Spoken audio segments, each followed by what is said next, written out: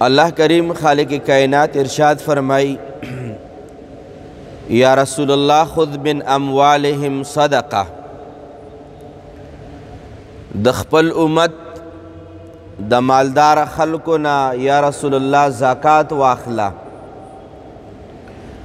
او فائدہ بیداوی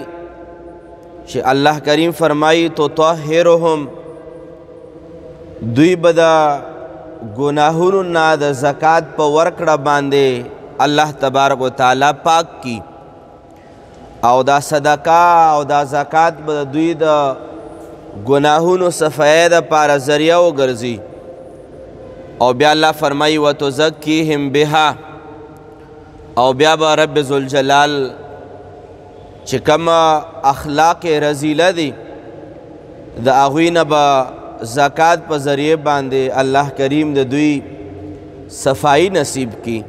او بیا رب ذوالجلال فرمائی چھ دا چانا زکاة واخلے نو یا رسول اللہ لگے دعاگانے ورتکوئے او دا حضور مبارک عادت کریمہ بداو چھ حضور مبارک لبچ کمم دا سا معاملہ دا خیر مخی دراغلا چابا سا توفہ راوڑا چابا سا صدقہ راوڑا چابا سا دا خپلو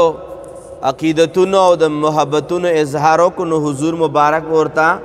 دیر شے دعاگانے بے ورتا کولے حضور مبارک ترب ذوالجلال فرمائی وصلی علیہم او بیا دا سے خلقو تا یا رسول اللہ دعاگانم اوکا ان صلاتک سکن لهم زکا چه دستاسو دعاگانے دا غیومتیانو دا پار دیر زیاد سکون والا ورکی دستاسو پا دعاگانو ورتا دا زڑ سکون ملاویگی واللہ سمیع علیم اللہ تبارک و تعالی اوریدن کے او اللہ تبارک و تعالی دا دیر لوی دا علم خاون دے آیات کریمہ کے یو حکم رب ذوالجلال ذکر کو چا اللہ فرمائی اے محبوبہ چی سوک وصدار خلق دی دا غریبانانو خلقو دا پارا تا دا غینا زکاة وصولی ہوکا گویا پا دغی آیات کریمہ کے تر قیامت تر مازیگر پورے اگا خلقو تا خطاب دے چی کمو خلقو وس دشتا دے او زکاة پا فرض دے نو اغوی تا دا حکم دے چی دا خپل زکاتونا پا خپلو محتاجو غریبانانو خلقو باندے تقسیم کئے او بیا پا دیسی من کی یو خبر از ضرور ارسکول غوارمو اغا دا انسان کے دعا دا سے بیماریانی دی او دا انسان تا دا سے دو بیماریاں لگے گی روحانی چھ دا غی ازالہ کول پا مسلمان باندے لازم دی یو انسان تا دا گناہونو بیماری لگے گی او دوام انسان تا دا اخلاق رزیلو یعنی دا بد اخلاقے دا بد صفتونو بیماری ورطا لگے گی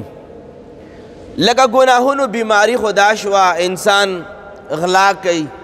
العیاذ باللہ انسان شرابس کی العیاذ باللہ انسان دروغ وائی غیبت کی اسا داغا گناہون دی چھ داغا گناہون دا انسان روحانی بیماریان شمار لے کی گی